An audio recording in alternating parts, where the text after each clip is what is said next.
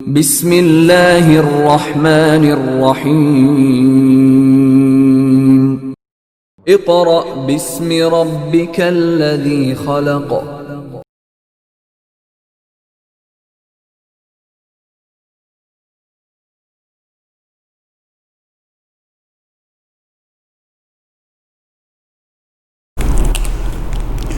Dear parents and students, अस्सलामु अलैकुम।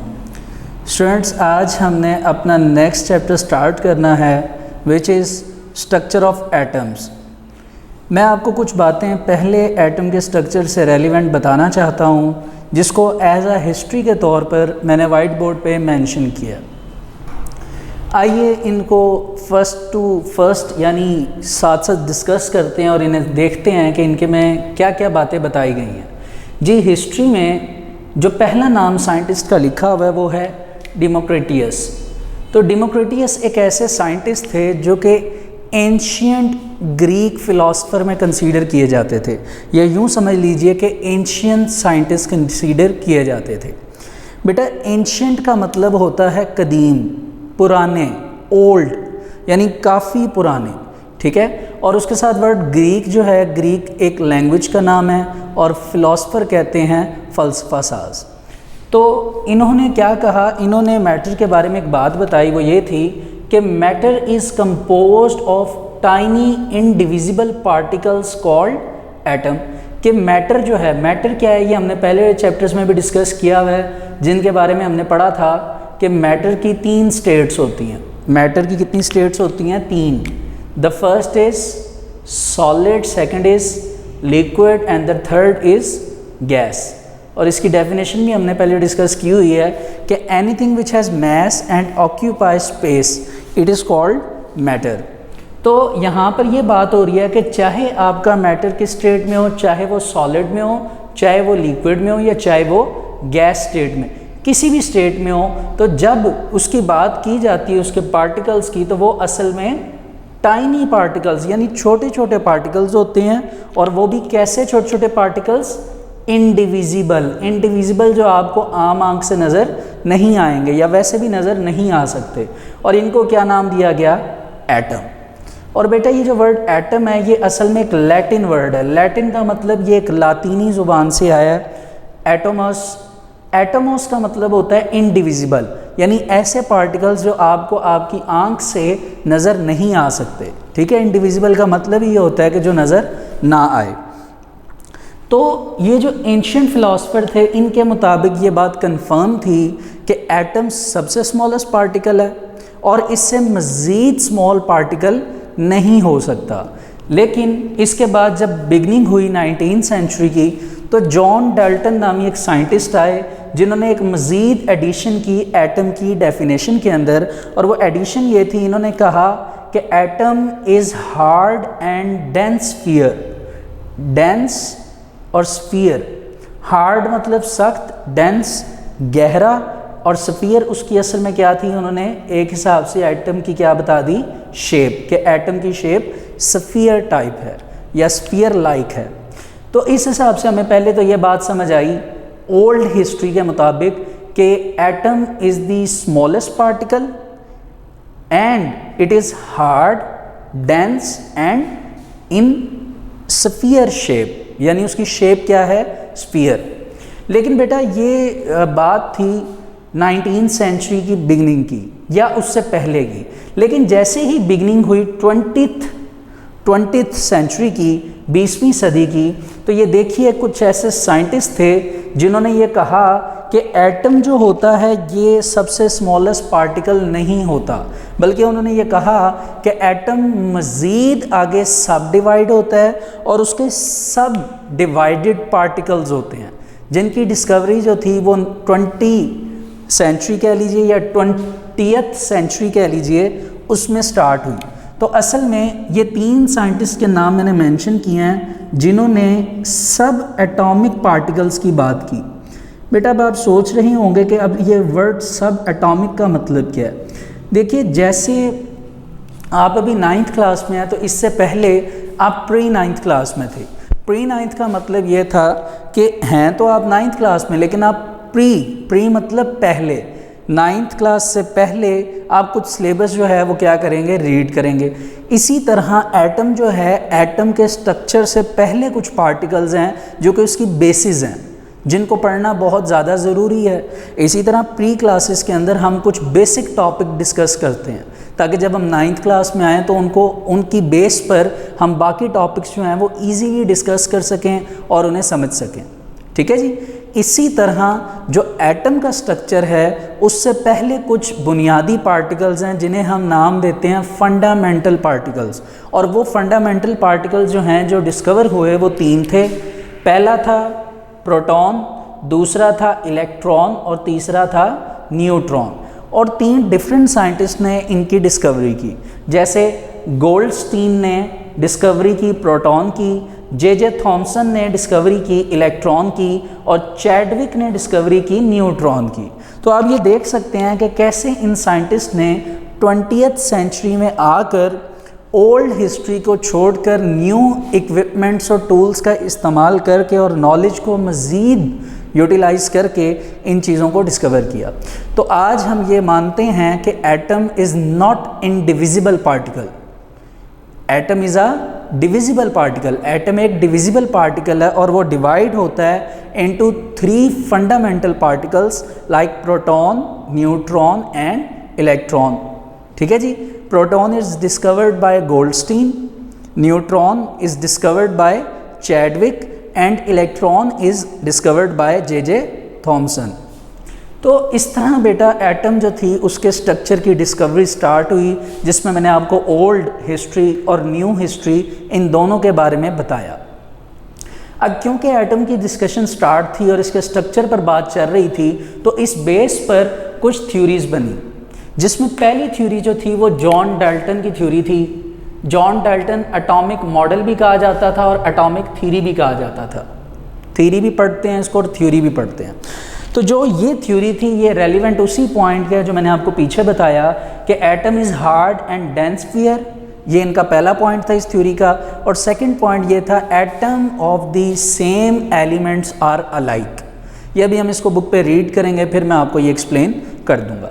फिर एक सेकंड थ्योरी आई जो दी गई थी और जिसको देने वाले थे जे थॉमसन। जे थॉमसन ने ये थ्योरी प्रोवाइड की और इसका नाम रखा प्लम प्यूडिंग थ्योरी। आप इसको प्यूडिंग भी पढ़ सकते हैं, आप इसको पडिंग भी पढ़ सकते हैं, ठीक है, लेकिन ज़्यादातर वर्ड जो है वो प्यूडिंग यूज़ होता है। तो इस हिसाब से इसका नाम पड़ा प्लम प्यूडिंग थ्योरी। तो अब हम प्लम प्यूडिंग थ्योरी से जो है वो डिस्कशन स्टार्ट करेंगे, लेकिन इससे पहले जितना इंट्रोडक्शन हमने समझ लिया, आइए उसको हम रीड करते हैं जी। Structure of atoms. Introduction. Ancient Greek philosopher Democritus suggested that matter is composed of tiny indivisible particles called atoms। ठीक है जी, ये बात अभी मैंने आपसे डिस्कस की। The name atom was derived from the Latin word atomos meaning indivisible। तो बेटा ये आपका पहला शॉर्ट क्वेश्चन है, डिफाइन एटम, और उसके 2 पॉइंट्स भी बन चुके हैं। ठीक है जी। इसके बाद in the beginning of 19th century John Dalton put forward atomic theory. According to it, all matter is made up of very small indivisible particles called atom। ये वही बात जो ऊपर डेमोक्रिटस ने की थी वही नीचे कॉपी की गई है, लेकिन मज़ीद इस थ्योरी के बारे में हम नेक्स्ट पेज पे डिस्कस करेंगे। आइए आगे चलते हैं, मूव करते हैं। Till the end of 19th century, it was considered that atom cannot be subdivided। यानी 19th century में बात मानी जाती थी, जैसा मैंने आपको बताया, कि एटम जो है वो मज़ीद सब डिवाइड नहीं हो सकता, इसकी मज़ीद जो है वो डिवीजन नहीं हो सकती, ये माना जाता था, और एटम को ही एक इंडिविजिबल पार्टिकल कंसीडर किया जाता था। फिर क्या हुआ? Here in the beginning of 20th century, experiments performed by Goldstein, J. Thomson, Rutherford, Bohr and other scientists revealed that atom is made up of subatomic particles like electron, proton and neutron। अब इधर 2-3 नाम extra utilise हुए हैं, वो जैसे ही आगे हम उनके बारे में डिस्कस करेंगे मैं तब बताऊंगा कि रदरफोर्ड जो थे और बोहर जो थे इनका क्या काम था। इसमें कोई डाउट नहीं है कि इनका बहुत इम्पॉर्टेंट रोल है स्ट्रक्चर ऑफ एटम के टॉपिक पर, लेकिन ये बहुत आगे जाकर है। अभी हम क्योंकि बिगनिंग की बात कर रहे हैं तो स्टार्टिंग में जो इम्पॉर्टेंट साइंटिस्ट थे उनकी डिस्कशन मैंने पहले आपको वाइट बोर्ड पे मेंशन की है। जैसे यहाँ पे आपको 3 वर्ड लास्ट पे लिखे हुए नज़र आए हैं, इलेक्ट्रॉन, प्रोटॉन एंड न्यूट्रॉन। तो उनकी डिस्कवरी जिन जिन साइंटिस्ट ने की है, जो कि यूँ कह लीजिए कि बुक पे आगे पीछे करके लिखे हैं, उसे एक फॉर्मेट पे बनाकर मैंने आपको यहाँ पर बता दिया। आगे चलते हैं जी। लिखा हुआ जी कि properties of these sub atomic particles will be discussed in this chapter. हमने इन्हीं पार्टिकल्स की डिस्कशन जो है वो इस चैप्टर में करनी है। आगे आ जाइए पेज नंबर 28 पे, theories and experiments related to structure of atom. अब हम उन थ्योरीज़ की बात करेंगे जिनकी बेस पर हमने मतलब कि कुछ एक्सपेरिमेंट्स किए उन थ्योरीज़ के लिए, और एक्सपेरिमेंट्स करके एटम के स्ट्रक्चर से कुछ बातें जो थी वो सीखी कि एटम का स्ट्रक्चर कैसा है जी। अकॉर्डिंग टू डाल्टन, अब डाल्टन के मुताबिक an atom is an indivisible, जो पीछे बात हुई थी, इंडिविजिबल हार्ड डेंस स्फीयर। ठीक हो गया जी, ये इनका पहला पॉइंट था डाल्टन थ्योरी का। और सेकंड पॉइंट था atoms of the same element are alike, कि जो एलिमेंट होता है सेम एलिमेंट, उसके एटम्स भी जो हैं वो उसी की तरह सेम होते हैं। ठीक है जी, यानी स्ट्रक्चर वाइज वो सेम होते हैं। अब ये 2 पॉइंट्स जो हैं ये आपका सेकंड शॉर्ट क्वेश्चन है। क्वेश्चन क्या बनेगा, डिफाइन डाल्टन्स थ्योरी। ठीक हो गया जी। अब यहाँ तक ये बात समझ आई हमें इंट्रोडक्शन में कि एक बात तो पीछे से चलती आ रही थी कि इंडिविजिबल पार्टिकल्स, फिर 2 बातें इसमें मज़ीद ऐड कर दी डाल्टन ने। और डाल्टन ने क्या बात की, डाल्टन ने ये कहा कि एटम इंडिविजिबल तो होता ही होता है, उसके अलावा वो हार्ड होता है और एक डेंस स्फीयर है। इन बातों की वजह से मज़ीद जो साइंटिस्ट हैं उन्होंने सोच विचार किया, इस पे मज़ीद सोचा कि ये क्या बात उन्होंने की है, और इन्हीं की लाइट में, इन्हीं की मौजूदगी में, इन्हीं की नॉलेज की वजह से मज़ीद साइंटिस्ट को इस बात पर सोचने पर मजबूर होना पड़ा। और उन्होंने फ़र्दर जो है वो क्या किए, एक्सपेरिमेंट्स किए इस चीज़ को डिस्कवर करने के लिए कि डाल्टन्स क्या कह रहे थे। और उसी डिस्कवरी का जो कंक्लूजन आया, या कह लीजिए जो रिज़ल्ट आया, वो 20th सेंचुरी थी, जो कि गोल्डस्टीन, जे थॉमसन और चैडविक के तौर पर हमें नज़र आया वो रिज़ल्ट। और उस रिज़ल्ट में उन्होंने क्या डिस्कवर कर लिए थे, सब एटॉमिक पार्टिकल्स। आइए इसे डिस्कस करते हैं, मज़ीद इसकी रीडिंग आगे कंटिन्यू करते हैं। They combine in different way to form compounds. ये हम फर्स्ट चैप्टर में पढ़ चुके हैं कि जितने भी एलिमेंट्स हैं वो आपस में कंबाइन होकर कंपाउंड्स बना देते हैं। ठीक है जी। In the light of Dalton's atomic theory, scientist performed a series of experiment. Series यानी आगे पीछे इन्होंने कई एक्सपेरिमेंट्स किए। But in the late 80s and early 90s scientist discovered new sub atomic particles. तो 80s और 90s में scientist को न्यू क्या मिल गए, पार्टिकल्स मिल गए। जैसे कि इन 1886 में Goldstein discovered positively charge particles called proton. तो गोल्डस्टीन को पॉजिटिवली चार्ज पार्टिकल्स मिल गए और उस टाइम इन पार्टिकल्स को क्या नाम दिया गया, प्रोटॉन का नाम दिया गया। फिर आगे मूव करते हैं। लिखा हुआ है जी कि in 1897 J Thomson found in an atom the negatively charge particles known as electron. और फिर उसके बाद इलेक्ट्रॉन की डिस्कवरी जो थी वो किन्होंने की, जे थॉमसन ने। अच्छा जी। It was established that electrons and protons are fundamental particles of matter. उस टाइम सिर्फ यही माना जाता था कि इलेक्ट्रॉन और प्रोटॉन जो हैं वो एक इम्पॉर्टेंट पार्टिकल कंसीडर किए जाते हैं। और उसी बेस पर जे थॉमसन ने क्योंकि इलेक्ट्रॉन को डिस्कवर किया हुआ था, तो उसी बेस पर, इलेक्ट्रॉन की बेस पर जे थॉमसन ने एक थ्योरी प्रोवाइड की जिसका नाम मैंने आपको पहले बताया, it is called plum pudding theory और प्लम पुडिंग थ्योरी। ये थ्योरी क्या थी, देखिए ये बड़ी सिंपल सी थ्योरी थी। इसकी एक डायग्राम मैं आपको बनाकर बताता हूँ। प्लम पुडिंग थ्योरी के मुताबिक एक अगर एटम है तो उसके सेंटर में एक पॉजिटिव चार्ज होगा विच इज़ कॉल्ड न्यूक्लियस, और उसका जो स्ट्रक्चर है, जो कि हमने स्फीयर की बात की पीछे कि डेंस स्फीयर है, उसमें ऐसे नेगेटिव चार्जेस पड़े होंगे। लेकिन थॉमसन के मुताबिक वो नेगेटिवली चार्ज पार्टिकल्स जो हैं जिनका नाम इलेक्ट्रॉन्स है, वो अपनी स्पेसिफिक पोजीशन पर स्टक इनसाइड है। स्टक का मतलब इकट्ठे हुए हैं, या यूं कह लीजिए, इकट्ठा तो वर्ड नहीं यूज़ करेंगे, इसका मतलब ये होगा कि अगर एक इलेक्ट्रॉन यहाँ पर पड़ा है तो यहाँ पर ये स्टक हुआ है। स्टक का मतलब यूं समझ लीजिए जमा हुआ है, या यूं कह लीजिए जो अपनी पोजीशन चेंज नहीं कर सकता। ये बात कर दी जे थॉमसन ने और प्रोवाइड की जे थॉमसन ने प्लम पुडिंग थ्योरी। तो जी इस थ्योरी के मुताबिक ये बात कंसीडर की गई कि नेगेटिवली चार्ज पार्टिकल्स जो हैं वो न्यूक्लियस के सराउंडिंग पड़े हैं और स्टक इनसाइड हैं। और इन्होंने एक एग्जांपल दी, वो एग्जांपल थी लाइक प्लम इन पुडिंग। जिस तरह आप प्लम जो है वो आलू बुखारे को कहते हैं, या अगर आप इसको सिंपल एग्जांपल समझिए तो यूँ समझिए कि जैसे अगर आप खीर वगैरह बनाते हैं या केक वगैरह बनाते हैं तो उसमें जो काजू बादाम वगैरह चीज़ें डाली जाती हैं वो एक जगह पे फिक्स हो जाती हैं, वो मूव नहीं होती। ठीक है, केक वगैरह में स्पेसिफिकली जो चीज़ें डाली जाती हैं वो अपनी अपनी पोजीशन पे पड़ी होती हैं, जब तक हम उन्हें मूव नहीं करेंगे तब तक वो मूव नहीं होंगी, वो वहाँ पे स्टक इनसाइड हो जाएंगी। इसको आप यूँ समझिए। तो असल में यह कॉन्सेप्ट था जो कि जे थॉमसन ने प्रोवाइड किया था। Based upon these observations Thomson put forth his plum pudding theory. He postulated that atom were solid structures of positively charged with tiny means small negative particles stuck inside. It is like plum in the pudding, plums in the pudding. तो बेटा ये आपका next short question है, define plum pudding theory, आपने ये याद करना है। अब हम मूव करते हैं आगे और देखते हैं कि कैसे इन साइंटिस्ट ने एक्सपेरिमेंट्स परफॉर्म करके प्रोटॉन, न्यूट्रॉन और इलेक्ट्रॉन को डिस्कवर किया। तो बेटा इस बेस पे पहला जो आपकी डिस्कवरी है जिसकी हमने यहाँ पे डिस्कशन करनी है, it is the discovery of cathode rays. Cathode rays, ठीक है जी, इसे कैथोड रेस पढ़ा जाता है। इसकी डिस्कवरी के लिए आपको नीचे एक बनी हुई डायग्राम नज़र आ रही होगी। इस डायग्राम की बेस पे इस एक्सपेरिमेंट को परफॉर्म जिन्होंने किया था उनका नाम था सर विलियम क्रुक्स। क्या नाम था? Sir William crooks. William crooks वो इंसान थे जिन्होंने ये एक्सपेरिमेंट परफॉर्म किया था। ठीक है, इन्होंने परफॉर्म कैसे किया, ये आपके सामने एक ट्यूब आपको बनी हुई नज़र आ रही है, इसको नाम देते हैं डिस्चार्ज ट्यूब। और इसके अंदर आपको एक स्ट्रिप ये नज़र आ रही है और दूसरी स्ट्रिप ये नज़र आ रही है। इनको मेटल स्ट्रिप्स भी कहा जाता है या इलेक्ट्रोड कहा जाता है। ठीक है जी।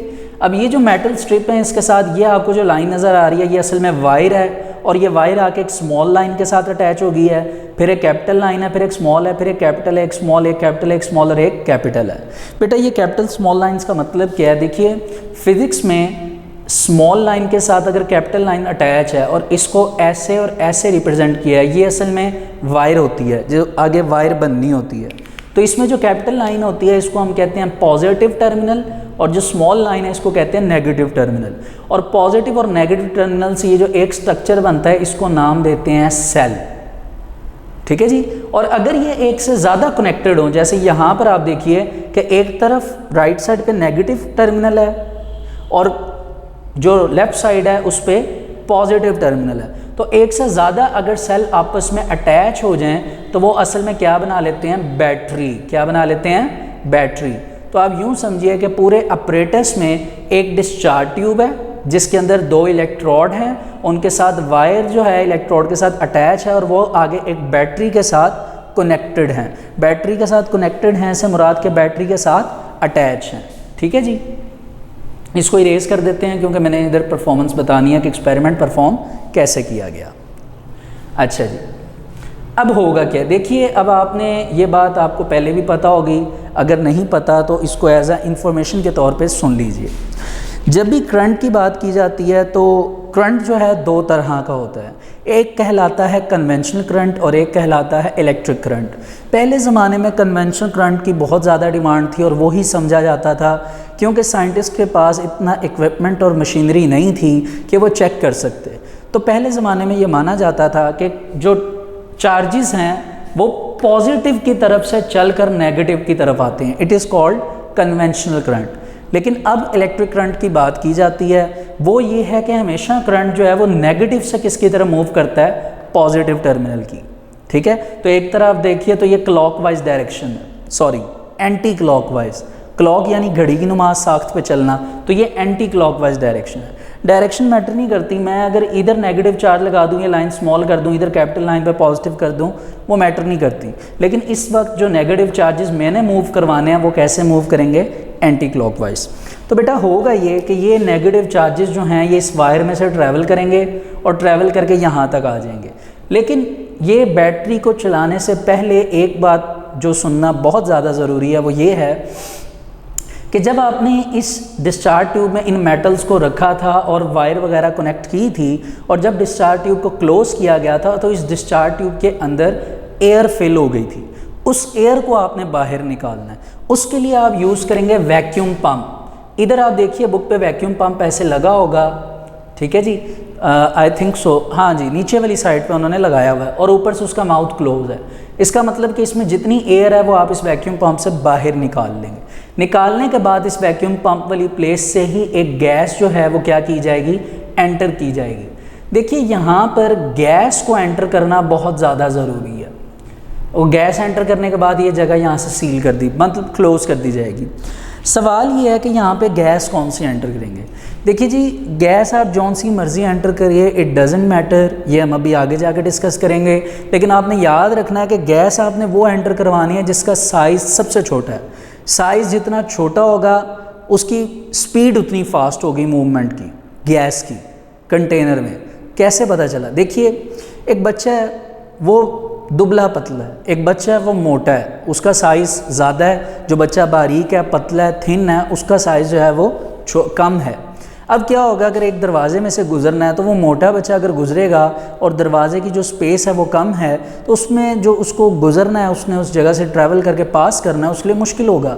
जबकि जो बारीक, थिन, छोटा तो नहीं, बारीक कह लीजिए, उस बच्चे ने गुजरना है तो वो ईज़िली पास कर लेगा क्योंकि उसका साइज़ क्या है, छोटा, ठीक है। विड्थ लाइक साइज़ जो है विड्थ वाइज वो छोटा है। इसी तरह अगर तो आप यहाँ पे ऐसी गैस लेते हैं जिसका साइज़ गैस पार्टिकल का छोटा है तो वो गैस इजीली जो है वो ट्रैवल कर सकती है जो हमने करवानी है।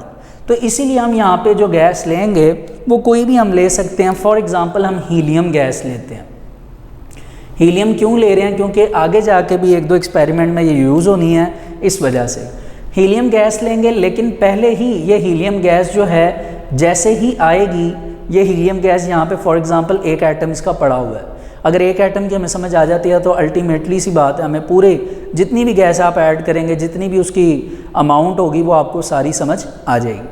अब होगा ये, जैसे ही आप यहाँ पे बैटरी के नेगेटिव टर्मिनल को छोड़ेंगे तो करंट जो है नेगेटिव टर्मिनल से चल के यहाँ तक आएगा।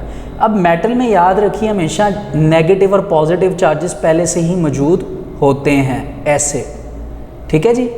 अब क्या होगा, जब ये नेगेटिव चार्जेस बैटरी के आएंगे तो वो आके मेटल के अंदर मौजूद चार्जेस को डिस्टर्ब करेंगे। क्यों? क्योंकि फॉर एग्जांपल यहाँ पर नेगेटिव चार्जेस ऐसे आ गए बैटरी के, ये मैंने ब्लैक मार्कर से इन्हें रिप्रेजेंट किया, तो पॉजिटिव को इनको अपनी तरफ अट्रैक्ट करेंगे। लेकिन ये नेगेटिव चार्ज जो है एक, ये इधर मेटल के नेगेटिव चार्ज को रिपेल करेगा, जिस वजह से मेटल के अंदर के नेगेटिव चार्जेस कहाँ आ जाएंगे, बाहर आ जाएंगे। और जो पीछे से बैटरी के चार्जेस गए थे एज अ करंट के तौर पे, वो मेटल के अंदर आके एडजस्ट हो जाएंगे। फॉर एग्जांपल अगर 6 नेगेटिव चार्जेस मेटल में से निकलकर बाहर आए हैं तो उनकी जगह पे 6 चार्जेस जो हैं वो उसी मेटल के अंदर क्या हो जाएंगे, ऐड हो जाएंगे। इस तरह आपने याद रखना है कि जो वर्क करेंगे नेगेटिव चार्जेस वो असल में मेटल में से निकले गए नेगेटिव चार्जेस वर्क करेंगे, ना कि जो बैटरी में से निकले हुए हैं, ठीक है जी। अब ये नेगेटिव चार्जेस जब बाहर आएंगे, फॉर एग्जांपल इस नेगेटिव चार्ज की बात करते हैं, ये नेगेटिव चार्ज आके हीलियम गैस के साथ अट्रैक्ट होगा। जैसे ही ये हीलियम गैस की तरफ अट्रैक्ट होगा तो ये हीलियम के साथ स्ट्राइक करेगा और इसको स्प्लिट कर देगा, जिस वजह से हीलियम के अंदर से इलेक्ट्रॉन्स रिमूव होंगे और हीलियम जो है वो अपना क्या बना देगा, 2 न्यूक्लियाई। ये आपने पहले भी फर्स्ट चैप्टर में पढ़ा हुआ है, ठीक है जी। अब ये जो 2 इलेक्ट्रॉन्स निकलेंगे, जाहिरी सी बात है 2 इलेक्ट्रॉन्स ये हैं। इसके अलावा अगर एक हीलियम में से 2 इलेक्ट्रॉन्स निकल रहे हैं तो अगर आपने 100 एटम्स लिए हुए थे तो अल्टीमेटली सी बात है 200 इलेक्ट्रॉन्स उसमें से क्रिएट होंगे, और वो 2 के 200 इलेक्ट्रॉन्स जो हैं वो अपनी ट्रैवलिंग जो है वो इस तरफ करेंगे। अब सवाल यह कि 200 इलेक्ट्रॉन्स या जितनी भी कंसंट्रेशन कह लीजिए ये इस तरफ क्यों मूव कर रही है, तो बेटा इसकी वजह ये है, इस तरफ यूँ इसलिए मूव करेगी क्योंकि इस टर्मिनल के साथ आगे से जो है वो कौन सा बैटरी का चार्ज अटैच है, पॉजिटिव। तो जितने नेगेटिव हैं वो सारे के सारे अट्रैक्ट होंगे और इधर पॉजिटिव की तरफ आने की कोशिश करेंगे, क्योंकि ये नेगेटिव वापस इधर नहीं जा सकते, क्योंकि एक तो इधर बैटरी के नेगेटिव चार्जेस आए हुए हैं इस मेटल के अंदर, वो नेगेटिव चार्जेस हीलियम के नेगेटिव चार्जेस को पहले से ही रिपेल करेंगे। ये रूल हमने पहले भी पढ़ा था कि unlike charges attract, like charges repel. तो रिपल्शन की वजह से जितने नेगेटिव चार्जेस हैं जो कि हीलियम में से रिलीज़ होंगे मोस्टली, वो सारे के सारे इधर आएंगे। कुछ जो हैं वो आके सर्किट पूरा कर देंगे और बहुत से चार्जेस आकर इधर ये डिस्चार्ज ट्यूब की इस पोर्शन पर स्ट्राइक करेंगे। जैसे ही वो इधर स्ट्राइक करेंगे तो चार्जेस को स्ट्राइक करने की वजह से इधर क्या जनरेट होगी, हीट जनरेट होगी। और आपको पता है जहाँ पे हीट जनरेट होती है वहाँ पे क्या जनरेट होती है, लाइट। तो इस तरह हमें पता चला कि ये नेगेटिव चार्जेस हैं और इन्हीं नेगेटिव चार्जेस को क्योंकि ये तेज़ी से मूव कर रहे थे हमने नाम दे दिया कैथोड रेज। तो कैथोड रेज जो थी उनकी डिस्कवरी कुछ इस तरह हुई। अब सवाल ये था कि इनका नाम कैथोड रेज से इलेक्ट्रॉन कैसे पड़ा। थॉमसन ने इनको बाद में नाम इलेक्ट्रॉन क्यों दिया डिस्कवरी के बाद, एक्सपेरिमेंट के बाद। बेटा उसकी रीज़न ये थी कि असल में ये फास्ट मूविंग रेज नहीं थी, ये छोटे छोटे पार्टिकल्स थे जो बड़ी फास्टली मूव कर रहे थे, जिस वजह से इनको नाम इलेक्ट्रॉन्स का दिया गया था। तो ये असल में आपके पास डिस्कवरी है विच is called discovery of cathode rays और इलेक्ट्रॉन्स। इसी तरह मैंने नीचे मेंशन की है डिस्कवरी ऑफ एनोड रेज और प्रोटॉन। लेकिन इसको समझने से पहले हम इसकी रीडिंग कर लेते हैं, इसको प्रॉपरली समझ लेते हैं। अभी आपने इसमें एक बात ज़हन नशीन रखनी है, एक बात हमेशा याद रखनी है इस एक्सपेरिमेंट में कि सब चीज़ें यूज़ हो रही हैं, वर्क कर रही हैं, लेकिन ये हीलियम के 2 पॉजिटिव जो न्यूक्लियाई हैं ये कहाँ गए, इनकी डिस्कशन हम अगले लेक्चर में अगले टॉपिक में कह लीजिए या यूँ कह लीजिए कि जो अगला टॉपिक स्टार्ट करेंगे उसमें करनी है। ठीक है जी, आइए इसे रीड करते हैं। Cathode rays and discovery of electron, page number 28। In 1879, Sir William Crookes performed experiments by passing electric current through gases in a discharge tube at very low pressure। अब इधर वर्ड गैसेस का use हुआ है, यानी इन्होंने different gases use की थी, लेकिन हम इधर उसी की बात करेंगे जिन पे इन्होंने रिज़ल्ट निकाला था। वो गैस जिसका साइज़ सबसे छोटा था और मैंने जिसके बारे में बताया वो कौन सी है, हीलियम। अब देखते हैं कि इन्होंने अपरेटस कैसे सेट किया। ही टूक अ ग्लास ट्यूब को आप डिस्चार्ज ट्यूब भी कहते हैं, फिटेड विद 2 मेटेलिक इलेक्ट्रोड यानी मेटल्स थी, which were connected to a high voltage battery मैंने आपको बता दी। The pressure inside the tube was kept 10⁻⁻⁴ ATM। ATM means atmosphere pressure. ये गैस का प्रेशर था जो हमने गैस इन करवाई थी, उसकी कंसनट्रेशन है। When high voltage current was passed through the gas, इसका मतलब जब करंट जो है वो पास करेगा किस में से, गैस में से, तो करंट के नेगेटिव चार्जेस जो हैं वो असल में गैस में से पास करेंगे। तो shiny raise were emitted from the cathode which travel towards the anode। तो शाइनी रेज जनरेट होंगी जो कैथोड से निकलेंगी यानी नेगेटिव टर्मिनल से, और किस पे जाके स्ट्राइक करेंगी, एनोड पे यानी पॉजिटिव टर्मिनल पे। तो इधर आके वो स्ट्राइक करेंगी। ठीक है, These rays were given the name of cathode rays as they were originated from the cathode। आगे आ जाइए, ये सिर्फ समझने के लिए कॉन्सेप्ट था, इसमें आपने रीड कर लेना है, MCQs के तौर पे से प्रिपेयर करना है। अगले पेज पे असल में इसकी जो कैरेक्टरिस्टिक्स हैं कैथोड रेज की वो असल में आपका लॉन्ग क्वेश्चन है, आइए उसे डिस्कस करते हैं। पहला पॉइंट है these rays travel in straight line perpendicular to the cathode surface. देखिए चार्जेस जो कैथोड के हैं वो आपको नज़र आ रहे हैं ऐसे पड़े हुए हैं, जैसे मैंने बताया ऐसे मुराद यूँ कह लीजिए कि वाई एक्सिस में, और रेज स्ट्रेट लाइन में जा रही हैं। जैसी रेज यहाँ पर आई तो रेज ऐसे ट्रैवल कर रही हैं यानी एक्स एक्सिस पे। अब आपकी जो रेज ट्रैवल कर रही हैं वो किस एक्स पे कर रही हैं, एक्स एक्सिस पे, और आपके जो क्या कहते हैं चार्जेस हैं वो कैसे पड़े हैं, वाई एक्सिस पे। तो आप देख सकते हैं इसका दरमियान जो एंगल बन रहा है वो कौन सा है, 90 डिग्री। दैट्स वाई इस लाइन में वर्ड परपेंडिकुलर यूज़ हुआ है। ठीक है जी, तो दोबारा सुन लीजिए, these rays travel in straight line, ये स्ट्रेट लाइन मूव करेंगी perpendicular to the cathode surface, जबकि जो कैथोड सरफेस है वो कैसे है, परपेंडिकुलर, यानी 90 का एंगल इनके दरमियान बनेगा। They can cast a sharp shadow of an opaque object if placed in their path. Opaque object का मतलब क्या होता है बेटा, ओपेक ऑब्जेक्ट का मतलब कोई सॉलिड बॉडी, ठीक है, तो वो उसका शेडो, शार्प शेडो बना देंगे। जैसे आप यूँ एग्जांपल लीजिए कि आप सूरज की रोशनी के नीचे खड़े हैं, तो सूरज की रोशनी जब आपकी बॉडी से गुजरेगी तो आपकी बॉडी ओपेक है, ओपेक का मतलब सॉलिड है। तो ये तो नहीं ना होगा कि आपकी बॉडी में से रेज गुजर के जाना शुरू हो जाएंगी, नहीं, क्या होगा, वो रेज जैसी आपकी बॉडी पे पड़ेंगी तो आपकी बॉडी का शेडो बनना शुरू हो जाएगा, मीन्स साया। इसका मतलब सूरज की जो शुआएं हैं, रेज हैं, उसी तरह ये कैथोड रेज हैं कि जब इनके सेंटर में कोई चीज़ ऐसे रख दी जाए, ओपेक ऑब्जेक्ट सॉलिड स्ट्रक्चर की, तो वो रेज इसके ऊपर जब स्ट्राइक करेंगी तो इसका क्या क्रिएट कर देंगी, शेडो क्रिएट कर देंगी, वो भी sharp. They are deflected toward positive plate. Deflected का मतलब आप समझ लीजिए कि एंगल चेंज करना, क्योंकि ये नेगेटिव हैं तो जैसे ही इनको नज़र आएगा कि पॉजिटिव प्लेट है तो ये उसकी तरफ डिफ्लेक्ट हो जाएंगी, चेंज हो जाएंगी। In an electric field showing that they are negatively charge. जाहिर सी बात है, अगर पॉजिटिव की तरफ कोई चार्ज मूव कर रहा है तो कंफर्म है कि वो नेगेटिव है, क्योंकि मैंने आपको पहले बताया कि unlike charges attract, positive negative को अट्रैक्ट करेगा। They rays temperature of the body on which they fall. जहाँ पर गिरेंगे वहाँ पर टेम्परेचर को राइज कर देंगे। जैसे इस एक्सपेरिमेंट में जितनी रेज स्ट्राइक की वो डिस्चार्ज ट्यूब की इस जगह गिरी, जिस वजह से यहाँ पर क्या जनरेट हुई, हीट। हीट जनरेट होने से मुराद क्या है कि यहाँ का टेम्परेचर बढ़ जाएगा। ठीक है जी। J Thomson discovered their charge और mass ratio. Charge over mass ratio से मुराद के उसके जो इलेक्ट्रॉन था उसका मैस भी जे थॉमसन ने डिस्कवर किया था रेशो की बेस पे। ठीक है, ये चीज़ आप हायर जो क्लासेस हैं हायर लेवल्स पर वहाँ पे डिस्कस करेंगे। Light is produced when this rays hit the walls of the discharge tube. तो आप देख सकते हैं कि जब रेज यहाँ पे स्ट्राइक करेंगी तो हीट के साथ साथ वहाँ पे क्या जनरेट होगी, लाइट जनरेट होगी। ठीक है जी। It was found that the same type of rays were emitted no matter which gas and which cathode was used in the discharge tube. ये पॉइंट सबसे इंपॉर्टेंट है क्योंकि इसी की बेस पर हम नेक्स्ट डिस्कवरी स्टार्ट करेंगे। इसको दोबारा सुनिए। इट वाज फाउंड दैट, ये डिस्कवर किया गया या फाउंड किया गया कि सेम टाइप ऑफ रेज, इसी तरह की रेज एमिटेड होती हैं। नो मैटर, ये मैटर नहीं करता कि आप कौन सी गैस यूज़ कर रहे हैं, कि आप कौन सा डिस्चार्ज ट्यूब में कैथोड यूज़ कर रहे हैं, क्योंकि अभी हमने कैथोड जो यूज़ किया है वो असल में एक मेटल स्ट्रिप है। अगली डिस्कवरी में आप मेटल स्ट्रिप की बजाय कोई दूसरी टाइप भी कैथोड की यूज़ कर सकते हैं।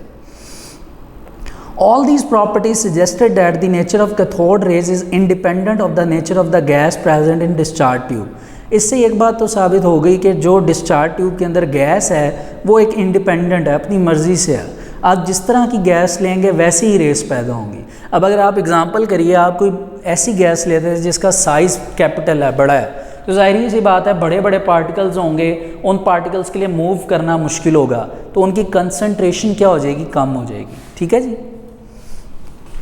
The fact that they cast the shadow of an opaque object suggested that these are not rays but they are fast moving material rays or particles. They were given the name of electrons.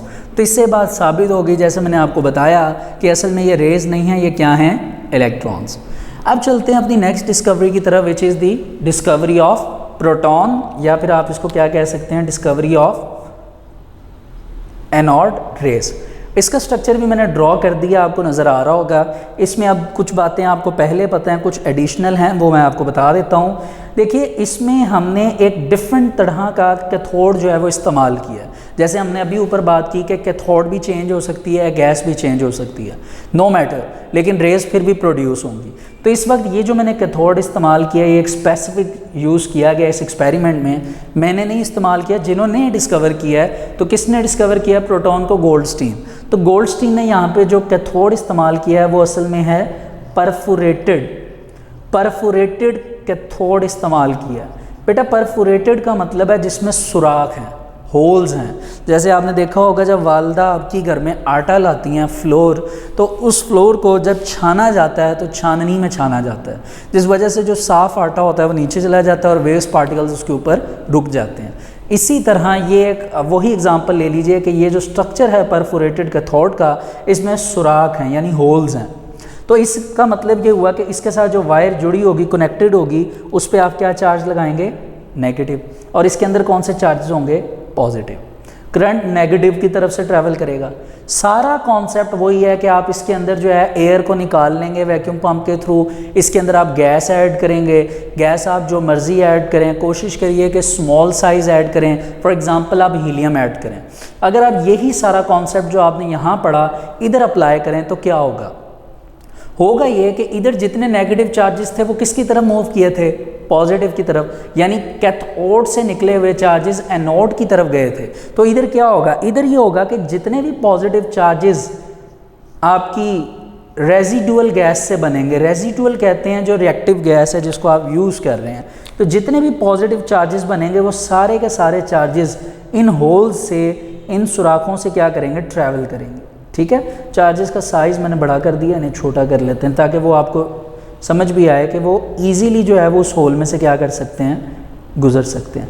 देखिए अब अगर ये positive charges गुजर रहे हैं तो फिर ये बात जो है, ये कॉन्सेप्ट क्लियर होता है कि जो 2 इलेक्ट्रॉन्स एक हीलियम में से बने थे और वो कैथोड की डिस्कवरी के वक्त इधर जाकर स्ट्राइक करे थे या स्ट्राइक किए थे, तो वो जो हीलियम के न्यूक्लियाई यानी पॉजिटिव चार्जेस बने थे वो असल में किसकी तरफ जाएंगे, नेगेटिव टर्मिनल की तरफ। तो इस तरह किसकी डिस्कवरी हुई, प्रोटॉन की। लेकिन आप ये देखिए जिस तरह वहाँ पे कैथोड का नाम दिया गया, इधर इसको एक डिफरेंट नाम दिया गया। जो रेस पैदा हुई, पॉजिटिव रेस जिनको हमने प्रोटॉन कहा, उस वक्त जो गोल्डस्टीन थे इन्होंने इन रेस का एक स्पेसिफिक नाम रखा और वो नाम था केनार रेस। इन्होंने इन रेस को क्या नाम दिया, केनाल। ठीक है, केनार रेस इनका क्या दे दिया, नाम दे दिया।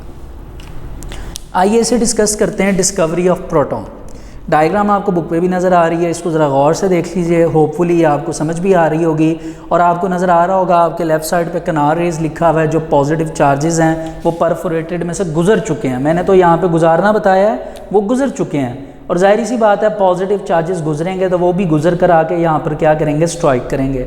सेम मेथड स्ट्राइक करने से क्या प्रोड्यूस होगी, हीट और light. In 1886, Goldstein observed that in addition to cathode rays के एडिशन में अदर रेज भी जो हैं वो also present in discharge tube, कुछ दूसरी रेज भी फाइंड आउट होती हैं। These rays were traveling in the opposite direction to cathode rays, लेकिन इनकी डायरेक्शन कैथोड के क्या हैं, opposite. He used a discharge tube, इन्होंने एक डिस्चार्ज ट्यूब इस्तेमाल की जिसके अंदर परफोरेटेड कैथोड लगा हुआ था। He found that these rays pass through the holes present in cathode, जो कैथोड के ऊपर होल्स हैं जिसको हम परफोरेटेड ट्यूब कहते हैं, उनमें से पॉजिटिव चार्जेस ट्रैवल करते हैं and produce a glow on the walls of the discharge tube. Glow का मतलब बेटा शाइन होता है। जाहिर सी बात है जब वो इधर आकर स्ट्राइक करेंगे तो इधर क्या पैदा करेंगे, शाइन। आप वर्ड शाइन भी यूज़ कर सकते हैं या फिर आप यहाँ पर कह सकते हैं कि क्या जनरेट होगी, लाइट। बात एक ही है, ठीक है जी। और he called these rays as canal rays, और इन्होंने इनको क्या नाम दिया, केनार रेज। बेटा इसमें से आपने शॉर्ट क्वेश्चन केनार रेज का याद करना है और एमसीक्यूज याद करना है। नीचे आ जाइए, डायग्राम के नीचे अब आपको नज़र आ रही होंगी प्रॉपर्टीज़ ऑफ एनोड रेज, या कह लीजिए प्रोटॉन की properties. These rays travel in straight line in the direction opposite to cathode surface या कैथोड रेज। ये बात तो सिंपल सी है कि कैथोड के ऑपोजिट जो है वो एनोड रेज ट्रैवल करेंगी, ठीक है। Their deflection in electric and magnetic field prove that these are positively charged। अगर ये डिफ्लेक्ट होती हैं किसी भी मैग्नेटिक फील्ड में या इलेक्ट्रिक फील्ड में नेगेटिव चार्जेस की तरफ, तो ये इस चीज़ को रिप्रेजेंट करता है कि ये खुद पॉजिटिव चार्जेस हैं। The nature of canal rays depend upon the nature of gas present in the discharge tube. जैसी गैस डालेंगे आप वैसे ही चार्जेस जो हैं वो जनरेट होंगे। गैस अगर आप स्मॉल साइज़ डालेंगे तो चार्जेस स्मॉल होंगे और ज़्यादा कंसनट्रेशन से इजीली मूव करेंगे। अगर आप गैस ऐसी को यूज़ करते हैं जिसका साइज़ बड़ा है तो चार्जेस का साइज़ उस हिसाब से होगा और वो उस हिसाब से उनका जो मूविंग रेट है वो स्लो हो जाएगा। These rays do not originate from anode। ये बात मैंने आपको ऊपर भी की थी कि नेगेटिव चार्जेस, ये जो कैथोड है जो कि बैटरी है, इसमें से कैथोड रेज पैदा नहीं हो रही। असल में ये सिर्फ जाती हैं, ट्रैवल करती हैं और ट्रैवल करके इस मेटल स्ट्रिप के ऊपर रुक जाती हैं और मेटल स्ट्रिप के नेगेटिव चार्जेस बाहर आते हैं। इसी तरह ये नीचे कॉन्सेप्ट है कि एनोड जो है असल में पॉजिटिव वाला जो इसके अंदर पैदा हुए हैं, ये पॉजिटिव जो हैं ये इस एनोड से नहीं पैदा हुए। असल में ये क्यों पैदा हुए थे, क्योंकि अंदर जो गैस थी, गैस के जो चार्जेस थे उनकी वजह से ये पैदा हुए थे। तो याद रखना है कि कैथोड रेस, एनोड रेस ये अपने ओरिजिन से पैदा नहीं हुए, यानी बैटरी में से जनरेट नहीं हुए। In fact these rays are produce, ये कैसे पैदा हुई, व्हेन द कैथोड रेज और इलेक्ट्रॉन कोलाइड मतलब टकराना विद द रेजिडुअल गैस, वो गैस जो आपने ली। फॉर एग्जाम्पल आपने यहाँ पे हीलियम ली, नेगेटिव चार्जेस हीलियम के साथ टकराए तो हीलियम में से क्या पैदा हुए, हीलियम के पॉजिटिव चार्जेस। तो वो पॉजिटिव चार्जेस जो हैं वो असल में मूव करेंगे नेगेटिव प्लेट की तरफ और इधर आके परफोरेटेड कैथोड में से ट्रैवल करेंगे, जिनको हमने कैनार रेस का या प्रोटॉन का नाम दिया है। Gas molecule present in the discharge tube and ionize them. यहाँ पे अब आपको एक इक्वेशन लिखी नज़र आ रही है, एम स्टैंड फॉर आप समझ लीजिए मेटल, ठीक है, +1 ई का मतलब है इलेक्ट्रॉन। एक इलेक्ट्रॉन जब एक मेटल के साथ आकर टकराएगी तो रिजल्ट क्या बनेगा, जो मेटल है उसके ऊपर पॉजिटिव चार्ज आ जाएगा, यानी उसमें से इलेक्ट्रॉन निकाल लिया गया, +2 इलेक्ट्रॉन्स। 2 कैसे आया कि एक इलेक्ट्रॉन जो यूज़ किया था और एक जो मेटल में से रिमूव हुआ। Mass of these particles are found equal to that of proton or simple multiply of it. The mass of proton is 1840 times more than that of electron. ये बात आपने याद रखनी है कि जो प्रोटॉन का मास है ये इलेक्ट्रॉन से 80-40 टाइम्स हैवियर है। अगर आपको याद हो तो जब मैंने आपको फर्स्ट चैप्टर के लेक्चर प्रोवाइड किए थे तो वहाँ पर भी मैंने ये बात आपको relative atomic mass and atomic mass unit में बड़ी अच्छी तरह एक्सप्लेन की थी कि प्रोटॉन 80-40 टाइम्स हैवियर होता है इलेक्ट्रॉन से और न्यूट्रॉन 1836 टाइम हैवियर होता है इलेक्ट्रॉन से। लेकिन क्योंकि अभी न्यूट्रॉन की हमने बात नहीं की, लेकिन मैंने आपको वैसे जनरली याद करवा दिया है, रिकॉल करवा दिया है कि आपने ये पहले डिस्कस किया हुआ है। अब इसके नीचे जो पैराग्राफ है इसको आपने ख़ुद रीड करना है। इस पैराग्राफ में कुछ बातें रिवाइज हुई हैं जो हमने पीछे की थी कि कौन सी गैस लेनी है, क्या मैटर करता है, एटसेट्रा। इसमें से याद करने वाला कुछ नहीं है, आपने सिर्फ 5 पॉइंट्स पॉजिटिव रेस के याद करने हैं। ये लॉन्ग क्वेश्चन भी आ सकता है और शॉर्ट क्वेश्चन में कोई सी 2 रेस यानी 2 रेस आपने याद करनी है। अब मूव करते हैं अपनी नेक्स्ट डिस्कवरी पे, डिस्कवरी ऑफ न्यूट्रॉन। देखिए ये तो समझ आया कि हीलियम ने नेगेटिव चार्जेस निकाले, कैथोड की डिस्कवरी हुई, पॉजिटिव चार्जेस निकाले तो एनोड की डिस्कवरी हुई, यानी प्रोटॉन्स की डिस्कवरी हुई और इलेक्ट्रॉन्स की। अब ये न्यूट्रॉन्स का क्या कॉन्सेप्ट है, देखिए बात कुछ इस तरह की है कि जब बात ये उठी कि पॉजिटिव और नेगेटिव चार्जेस जनरेट हो रहे हैं तो इसी डिस्चार्ज ट्यूब में आप देखिए, इन डिस्चार्ज ट्यूब्स में या इस डिस्चार्ज ट्यूब में हुआ कुछ ऐसे कि कुछ और भी पार्टिकल्स बन रहे थे, क्रिएट हो रहे थे जो बड़ी तेज़ी से मूव कर रहे थे, लेकिन उन पार्टिकल्स पे ना तो पॉजिटिव चार्ज था और ना ही नेगेटिव चार्ज था। तो कहा गया कि उन पार्टिकल्स पे क्योंकि कोई चार्ज नहीं है, that's why that type of particles are called neutral particle which carry no charge। और इसके बारे में सबसे पहले जो डिस्कशन थी डिस्कवरी ऑफ न्यूट्रॉन पे वो स्टार्ट की थी रदरफोर्ड ने। अब रदरफोर्ड ने काम क्यों किया था उसकी डिस्क्रिप्शन जो है या एक्सप्लेनेशन वो हम नेक्स्ट टॉपिक में करेंगे। अभी मैं इतना बता दूं सिर्फ कि रदरफोर्ड को असल में उस टाइम डिस्कवर करने थे एटॉमिक मैसेज, या यूँ कह लीजिए कि एटॉमिक मैसेज की डिस्कशन करनी थी। अब उसके लिए एटॉमिक मैस के लिए न्यूट्रॉन का होना बहुत ज़्यादा ज़रूरी है। विदाउट न्यूट्रॉन आप जो है वो एटॉमिक मैस निकाल ही नहीं सकते, क्योंकि आपको याद होगा जब आपने फर्स्ट चैप्टर पे एटॉमिक नंबर पढ़ा था और एटॉमिक मैस पढ़ा था तो आपने वहाँ पे एटॉमिक मैस कह लीजिए या मैस नंबर कह लीजिए, उसकी डेफिनेशन ये पढ़ी थी, the sum of proton and neutron present in the nucleus of an atom, it is called atomic mass, and you have to represent the formula of atomic mass which is given as like that: A is equal to Z plus N. Z represent the atomic number, N represent the atomic mass, sorry, N represent the neutron। तो neutron जब तक add नहीं होगा atomic number के साथ तब तक आपका मैस नंबर नहीं आ सकता था। यानी अगर आपको मैस नंबर चाहिए तो उसके लिए किसका होना ज़रूरी था, न्यूट्रॉन का। तो इस तरह क्योंकि रदरफोर्ड जो थे वो एटॉमिक मैस के बारे में डिस्कस कर रहे थे, प्रिडिक्ट कर रहे थे, तो उन्होंने ही ये प्रिडिक्शन दी कि कुछ और पार्टिकल्स भी हैं जिनको बाद में क्या नाम दिया गया, न्यूट्रॉन। इस प्रिडिक्शन के ऊपर फिर एक एक्सपेरिमेंट भी किया गया, वो भी अभी हम डिस्कस कर लेते हैं। पहले से थोड़ा सा रीड कर लेते हैं। Discovery of neutron. Rutherford observed that atomic mass of the element could not be explained on the basis of the masses of electron and proton only, कि इलेक्ट्रॉन और प्रोटॉन के मैस पे सिर्फ डिपेंड नहीं कर सकते अगर आपने एटॉमिक मैस डिस्कवर करना है। उसके लिए आपके पास मैस होना चाहिए न्यूट्रॉन का भी, जिसकी आगे उन्होंने प्रिडिक्ट किया उसको। ही प्रिडिक्टेड इन 1920 में डैट सम न्यूट्रल पार्टिकल्स, जिनके बारे में अभी थोड़ी देर पहले मैंने आपको बताया, have mass equal that of proton must be present in an atom, जिनका मैस काफ़ी हद तक प्रोटॉन के इक्वल है। अब मैथ्स तो यहाँ पे नहीं लिखा, तो कहाँ पे लिखा है? तो बेटा फिर आपको रिकॉल करवा रहा हूँ chapter 1 relative atomic mass, atomic mass unit, वहाँ पे इनके मैसेज भी लिखे हुए हैं और उनकी ग्राम में भी वैल्यू निकाली गई थी, जो मैंने आपको प्रॉपरली निकाल कर भी बताई थी। वहाँ पे जाके आप इसको देख सकते हैं। आगे चलते हैं। Eventually in 1932 after some years nearly approach to 12 years, Chadwick वो साइंटिस्ट थे जिन्होंने न्यूट्रॉन की क्या की, डिस्कवरी की। आइए मैं आपको बताता हूँ ये डिस्कवरी कैसे हुई। यहाँ पर मैंने एक रिएक्शन आपके सामने लिखा हुआ है, एक इक्वेशन लिखी हुई है। हुआ कुछ इस तरह कि देखिए यहाँ पर भी हीलियम का यूज़ हो रहा है। मैंने जब आपको स्टार्ट की थी डिस्कवरी तो मैंने आपको कहा था हीलियम आगे यूज़ होगी इस वजह से। बेटा हीलियम को याद रखिए अल्फ़ा पार्टिकल्स कहा जाता है और अल्फ़ा पार्टिकल्स को ऐसे रिप्रेजेंट करते हैं, ऐसा ए लिख के आगे पार्टिकल्स लिखा जाता है, ठीक है, अल्फ़ा पार्टिकल्स। हीलियम को लिया गया एज अ अल्फ़ा पार्टिकल और इसके लिए एक टारगेट किया गया एक एलिमेंट विच इज़ बेरिलियम। तो जो बेरिलियम एलिमेंट है उसका एटॉमिक नंबर 4 है और एटॉमिक मैस 9 है। इसी तरह हीलियम का एटॉमिक नंबर 2 है और मैस 4 है, ठीक है जी।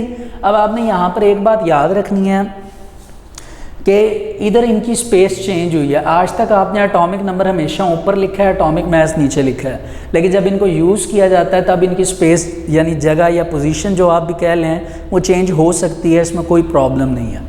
अब आप ज़रा इनको देखिए, 4 और 2 जब आपस में ऐड होंगे तो क्या बनेगा, 6।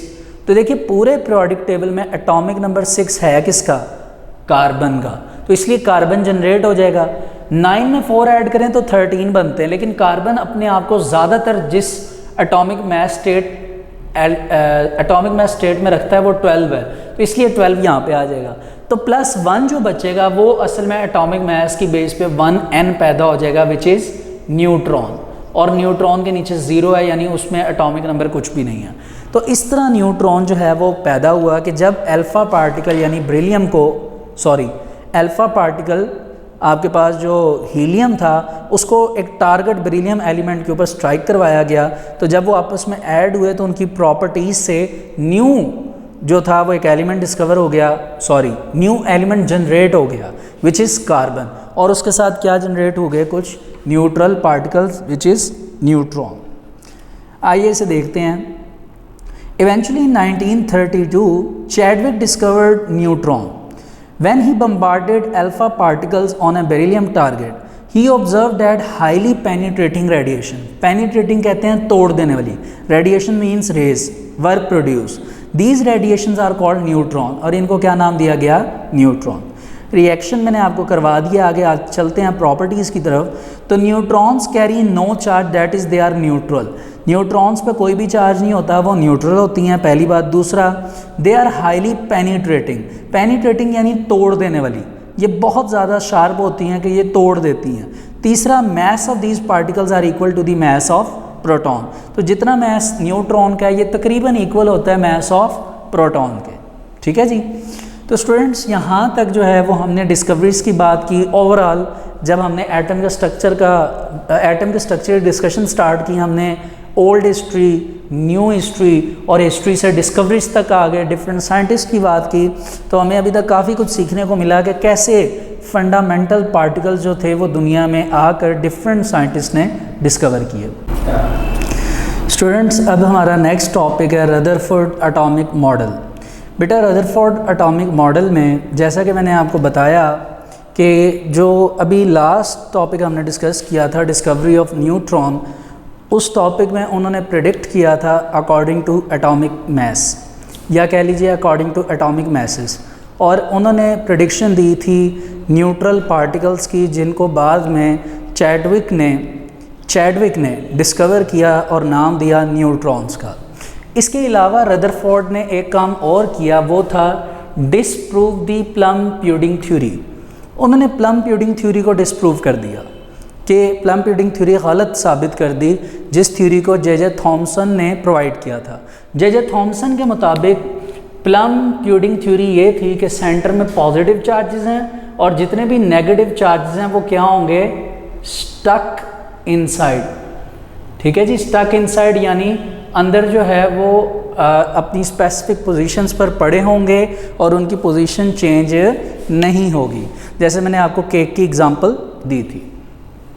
अब ये जो नेगेटिव टाइनी चार्जेस हैं ये स्टक इनसाइड होते हैं, ये बात रदरफोर्ड ने कहा कि ये गलत बात है, और इसी थ्योरी को डिसप्रूव करने के लिए इन्होंने एक अपना मॉडल दिया और उस मॉडल का नाम रखा रदरफोर्ड एटॉमिक मॉडल। और वो मॉडल की जो स्पेसिफिकेशन थी, जो चीज़ें उन्होंने यूज़ की, उसमें पहले नंबर पे उन्होंने उस एक्सपेरिमेंट में एक शीट इस्तेमाल की जिसका नाम था गोल्ड फॉयल शीट।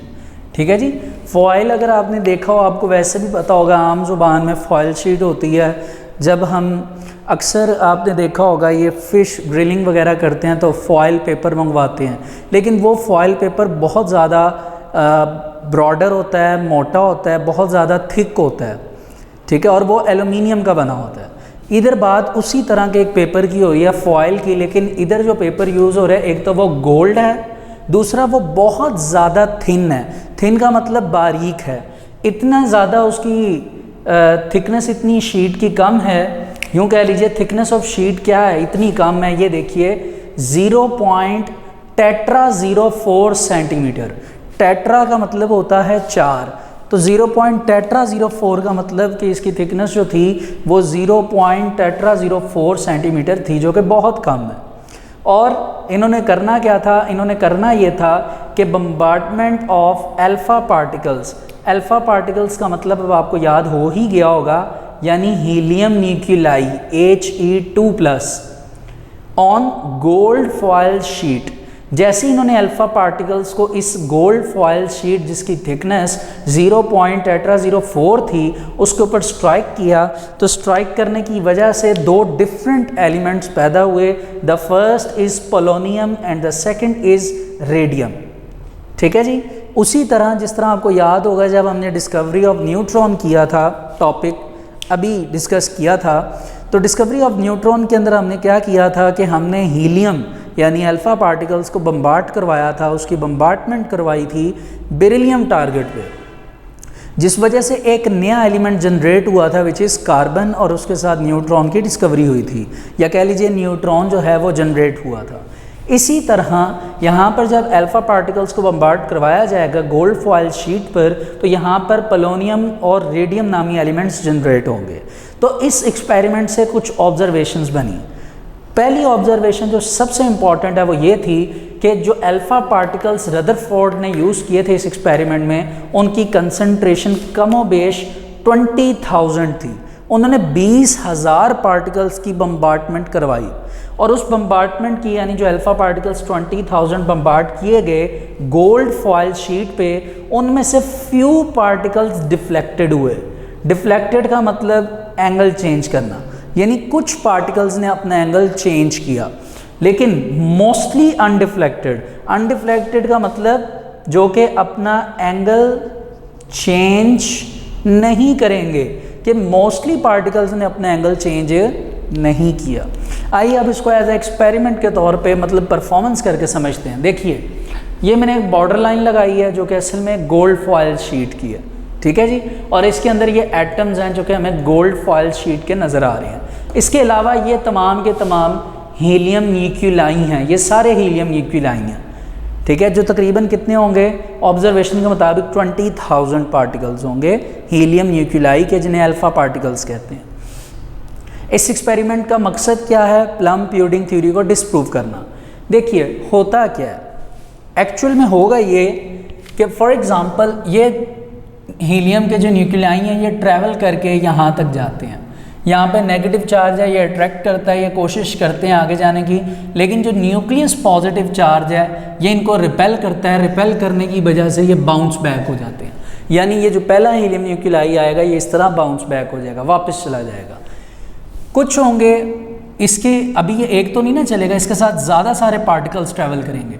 कुछ पार्टिकल्स आएंगे तो न्यूक्लियस उनको लार्ज एंगल पे ऐसे निकाल के बाहर फेंक देगा, लार्ज एंगल से डिफ्लेक्शन कर देगा, कुछ की स्मॉल एंगल से डिफ्लेक्शन कर देगा। डिफ्लेक्शन का मतलब उनका एंगल चेंज कर देगा। अब आप ये देख रहे हैं कि मैं एक के साथ ही या दो के साथ ही बना रहा हूँ, उसकी वजह ये है कि 20,000 पार्टिकल्स को एक साथ यहाँ पे रख के स्ट्राइक किया जाएगा। जैसे ही स्ट्राइक किया जाएगा शीट पे, तो उनमें से कुछ पार्टिकल्स जो हैं वो न्यूक्लियस, जो इन एटम्स के न्यूक्लियस हैं, वो क्या करेंगे, उन्हें रिपेल कर देंगे, जिस वजह से वो बाउंस बैक हो जाएंगे, कुछ स्मॉल एंगल से दूर चले जाएंगे, कुछ लार्ज एंगल से। लेकिन मोस्टली जो पार्टिकल्स हैं, ये मोस्टली पार्टिकल्स ऐसे आपको बुक पे बने हुए नज़र आ रहे होंगे, ऐसे लाइंस आपको स्ट्रेट बनी नज़र आ रही होंगी कि मोस्टली जो हीलियम न्यूक्लियाई पार्टिकल्स हैं वो बिल्कुल स्ट्रेट लाइन में जाएंगे और इस गोल्ड फॉयल शीट को क्रॉस कर देंगे, और क्रॉस करने के बाद वो इजीली इन एटम्स के स्ट्रक्चर में से ट्रैवल करके दूसरी साइड चले जाएंगे। तो बेटा इसका मतलब ये हुआ कि इनमें से आपको नज़र आ रहा है, मैंने मोस्टली जो लाइंस बनाई हैं वो कैसी बनाई हैं, अनडिफ्लेक्टेड, जिन्होंने अपना एंगल चेंज नहीं किया। और यही एक्सपेरिमेंट जो था ये रदरफोर्ड ने परफॉर्म किया था और इसकी ऑब्जर्वेशन में ये कहा था। अब ऐसी क्या वजूहात हैं कि ये पॉजिटिव न्यूक्लियाई यानी जो आपके पास मौजूद थे अल्फ़ा पार्टिकल्स, ये जब कुछ गए तो डिफ्लेक्शन हो गई, तो कुछ ट्रैवल कर गई, इसकी क्या रीज़न थी? बेटा उसकी रीज़न जो है, आइए हम उसे पढ़ते हैं, उसको पढ़कर समझने की कोशिश करते हैं। Rutherford's atomic model. Rutherford performed gold foiled experiment to understand how negative and positive charges could coexist, कि वो दोनों मिलके कैसे रहते हैं। जैसे प्लम पुडिंग थ्योरी में सेंटर में पॉजिटिव चार्ज है और उसके सराउंडिंग नेगेटिव चार्जेस हैं, तो ये यहाँ पे कोएग्जिस्ट कैसे करते हैं, मिलकर एक साथ कैसे रहते हैं। He bombarded alpha particles on the 0.04 centimeter thick gold foil sheet. उन्होंने उसके ऊपर बम्बार्डमेंट करवाई अल्फ़ा पार्टिकल्स की। अल्फ़ा पार्टिकल्स जब एमिट हुए, निकले, तो उन्होंने कुछ रेडियो एक्टिव एलिमेंट्स जनरेट करवाए, that is radium and polonium. ये एक्चुअली हीलियम के न्यूक्लियाई थे जिन्होंने ये काम किया था। They can penetrate through matter to some extent. Matter से मुराद यहाँ पे शीट है, क्योंकि ये गोल्ड फॉयल शीट है, सॉलिड स्टेट में है, तो ये मैटर में आती है, मैटर की एक स्टेट सॉलिड है। और जैसे ये पार्टिकल्स आपको नज़र आ रहे हैं कि ये बीच में से गुजर कर दूसरी साइड पे जा रहे हैं, इट मीन्स डैट इन्होंने जाते हुए इस शीट को थोड़ा सा तोड़ा है, मतलब इसको स्प्लिट किया है, इसके मैटर को, और स्प्लिट करने के बाद ये एक्सटेंड होकर दूसरी तरफ आए हैं, मतलब उस मैटर को स्प्लिट किया या पेनिट्रेट किया, ऐसे कह लीजिए। He observed the effects of alpha particle on a photographic plate on a screen coated with zinc sulfide। देखिए ये एक तरीक़ा कार होता है जिससे स्क्रीन के ऊपर ये सारा जो एक्सपेरिमेंट परफॉर्म किया जा रहा है उसको देखा जा रहा है, ठीक है। और उसके लिए जो प्लेट है उस पर एक केमिकल जिंक सल्फाइड नामी लगाया जाता है। होपफुली ये चीज़ें अभी आपको नहीं समझ आएंगी, कुछ बातें, तो इंशाल्लाह ये नेक्स्ट लेवल पे जाकर नेक्स्ट क्लासेस में आपको समझ आएगी। आगे चलते हैं, आगे क्या लिखा हुआ है। He prove that the plum pudding model of an atom was not correct. Model क्या था कि नेगेटिव चार्जेस स्टक इनसाइड है। अब मैं आपको कंक्लूजन बता दूं कि रदरफोर्ड ने ये बात एक्सप्लेन कर दी थी कि नेगेटिव चार्जेस स्टक इनसाइड नहीं है, बल्कि वो नेगेटिव चार्जेस जो हैं वो रिवॉल्व करते हैं अराउंड द न्यूक्लियस। ये भी ये बात आएगी, अभी हम इसको देखते हैं। पहले ऑब्जर्वेशन सुन लीजिए। अभी तक जो मैंने रीड किया वो फ़िलहाल आपके MCQs थे, like what is the thickness of gold foil sheet, ठीक है जी। इस तरह 2-3 MCQs हैं, वो आपने याद कर लेने हैं। ऑब्जर्वेशन का आपका शॉर्ट क्वेश्चन आइए इसे देखते हैं। Almost all the particles pass through the foil undeflected. Almost particle जो थे वो अनडिफ्लेक्टेड थे। आउट ऑफ 20,000 पार्टिकल, 20,000 पार्टिकल्स में से फ्यू जो थे वो डिफ्लेक्ट हुए लार्ज एंगल्स पे, और कुछ जो थे वो बाउंस बैक हुए हिट होने के बाद। जैसे ये देखिए, मैंने एक एग्जांपल दी कि ये हीलियम आया इधर तक, न्यूक्लियस के अट्रैक्शन की वजह से ये बाउंस बैक हो गया। यहाँ से ये आया, ये इसकी डिफ्लेक्शन स्मॉल हुई, और यहाँ से ये इसकी डिफ्लेक्शन लार्ज हुई, ठीक है। रिजल्ट ऑफ द एक्सपेरिमेंट, देखिए रिजल्ट जो है वो नेक्स्ट पेज पे उसे डिस्कस करते हैं। आज ये जिनको हम पोस्टुलेट्स कहते हैं। पोस्टुलेट्स क्या होते हैं, यानी मफरूज़ात, वो बातें जो रदरफोर्ड ने एक्सपेरिमेंट करने के बाद बताई। पहली, most of the particles pass through the foil undeflected, therefore most of the volume occupied by N atom is empty. यानी अगर आप इन हीलियम न्यूक्लियाई की बात करें तो मोस्टली जो है ये अनडिफ्लेक्टेड है, यानी ईजिली ट्रैवल करके एटम के स्ट्रक्चर में से दूसरी तरफ चली गई हैं। इट मीन्स डैट कि हर एक एटम का स्ट्रक्चर इंटरनल ज़्यादा उसका जो वॉल्यूम है वो एम्प्टी है। अगर खाली जगह होगी तभी तो वो न्यूक्लियस जो हैं न्यूक्लियाई जो हैं हीलियम के वो ट्रैवल कर रहे हैं इजीली। अगर स्पेस ना होती तो कभी ना कर पाते। पॉइंट समझ आ रहा है ना आपको। सेकंड पॉइंट है deflection of few particles prove that there is a centre of charge in an atom which is called the nucleus of an atom. जब ये हीलियम न्यूक्लियाई यहाँ तक आए, कोई रीबाउंस बैक हो गया, कोई स्मॉल एंगल पे डिफ्लेक्ट, कोई लार्ज एंगल पे, उसकी रीज़न ये थी कि ये पॉजिटिव चार्जेस जो न्यूक्लियस के करीब आए तो उस पॉजिटिव ने इनको रिपेल किया। इट मीन्स डैट न्यूक्लियस बहुत ज़्यादा यहाँ पे इम्पॉर्टेंस रखता है, जो कि एटम के बिल्कुल सेंटर में पड़ा हुआ है। अगला पॉइंट जो है वो इसी से रेलिवेंट है, the complete rebounce of few particles show that nucleus is very dense and hard, जिसको हमने आपको याद होगा बिगनिंग में शुरू में पढ़ा था, डाल्टन थ्योरी थी, उसके मुताबिक हमने पढ़ा था कि एटम जो है वो बहुत ही ज़्यादा हार्ड और डेंस स्फीयर है, तो उसी एटम के अंदर मौजूद उसका न्यूक्लियस भी बहुत ज़्यादा हार्ड और डेंस है। ठीक है जी। Since few particles were deflected shows that the size of nucleus is very small as compared to the total volume of the atom। ये बात तो आपको वैसे भी समझ आ रही है कि अगर ये पूरा एटम है तो इसमें न्यूक्लियस का साइज जो है वो छोटा है as compared to the whole structure of the atom। The electrons revolve around the nucleus। बेटा इस पॉइंट को आप टिक कर लीजिए, हाईलाइट कर लीजिए, जो करना है कर लीजिए। बस ये बात याद रखिए कि इसी बेस पर रदरफोर्ड ने प्लम-प्यूडिंग थ्योरी को डिस्प्रूव किया, क्योंकि प्लम-प्यूडिंग थ्योरी ये थी कि electrons are stuck inside of an atom, while Rutherford explain his model like he said that the Plum-Pudding theory was not correct। वो बिल्कुल भी ठीक नहीं है, क्योंकि उसके मुताबिक इलेक्ट्रॉन स्टक इनसाइड होते हैं, लेकिन एक्सपेरिमेंटल वेरिफिकेशन के बाद रदरफोर्ड ने ये बात एक्सप्लेन कर दी कि electrons revolve around the nucleus. Students next point है, an atom as a whole is neutral. Atom खुद तो न्यूट्रल होता ही है, therefore number of electron in an atom is equal to the number of proton.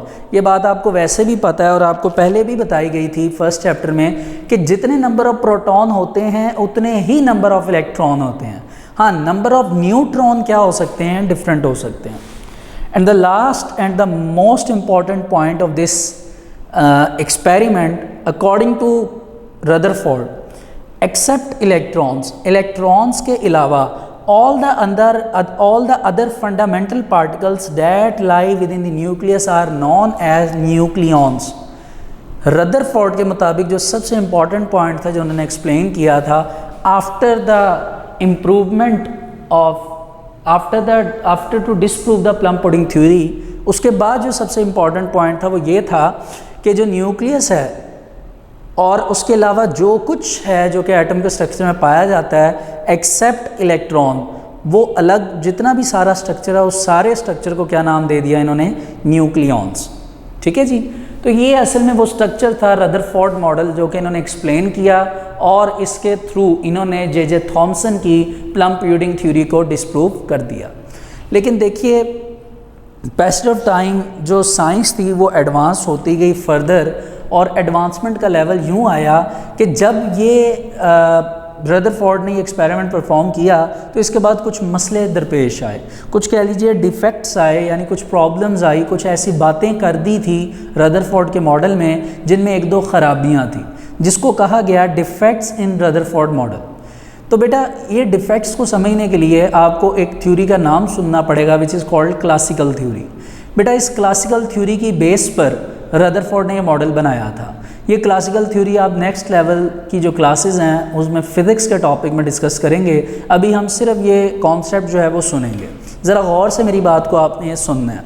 Rutherford के मुताबिक electrons क्या करते हैं, रिवॉल्व करते हैं। ठीक है, 2 मिनट इमेजिन करिए, इलेक्ट्रॉन अगर रिवॉल्व करते जा रहे हैं इस न्यूक्लियस में, करते जा रहे हैं, कंटिन्यूसली रिवॉल्व करते जा रहे हैं, तो बेटा कंटिन्यूसली रिवॉल्व करने की वजह से इलेक्ट्रॉन जब बार बार चलते जाएंगे तो अल्टीमेटली सी बात है उन इलेक्ट्रॉन्स के अंदर हीट जनरेट होगी। जैसे मैं यहाँ से पैदल चलना स्टार्ट करता हूँ और गोल चक्कर तक या कैंट तक, जिधर तक आप कह सकते हैं जितनी भी दूर स्पेस है, मैं चलता जाता हूँ। अगर मैं चलता जाऊँगा थोड़ी देर के बाद पर्सिपिरेशन स्टार्ट हो जाएगी, पसीना आना शुरू हो जाएगा, ठीक है, और मेरी बॉडी वार्म होना शुरू हो जाएगी, हीट जनरेट होगी, ठीक है। इसी तरह जब इलेक्ट्रॉन बार बार कंटिन्यूसली घूमते रहेंगे तो उन इलेक्ट्रॉन्स के घूमने की वजह से, रिवॉल्व करने की वजह से हीट जनरेट होगी। तो बेटा उस हीट की वजह से वो इलेक्ट्रॉन्स जो हैं, अकॉर्डिंग टू रदरफोर्ड एक्सपेरिमेंट, वो इलेक्ट्रॉन जो है वो न्यूक्लियस में गिर जाएंगे, जिसकी वजह से न्यूक्लियस जो है वो डिस्ट्रॉय हो जाएगा। तो इस तरह तो बेटा एटम का स्ट्रक्चर स्टेबल हो ही नहीं सकता। तो according to this theory which is called classical theory, atom का स्ट्रक्चर डिमोलिश हो जाएगा, डिस्ट्रॉय हो जाएगा, अगर हम रदरफोर्ड की बातों पर, सारी बातों पर कंफर्म हो जाए। ये बात बिल्कुल करेक्ट थी कि उन्होंने जे थॉमसन के मॉडल को गलत किया, उसको डिसप्रूव किया, लेकिन इसका ये मतलब बिल्कुल नहीं था कि जो इन्होंने बात की थी वो भी 100% करेक्ट हो, ठीक है। इन्होंने कहा था इलेक्ट्रॉन रिवॉल्व करता जा रहा है, तो मैंने आपको उसकी सीक्वेंस बता दी कि अगर वो कंटिन्यूसली रिवॉल्व करेगा तो हीट जनरेट होगी और न्यूक्लियस में गिरेगा, nucleus destroy and all the atom structure is destroy.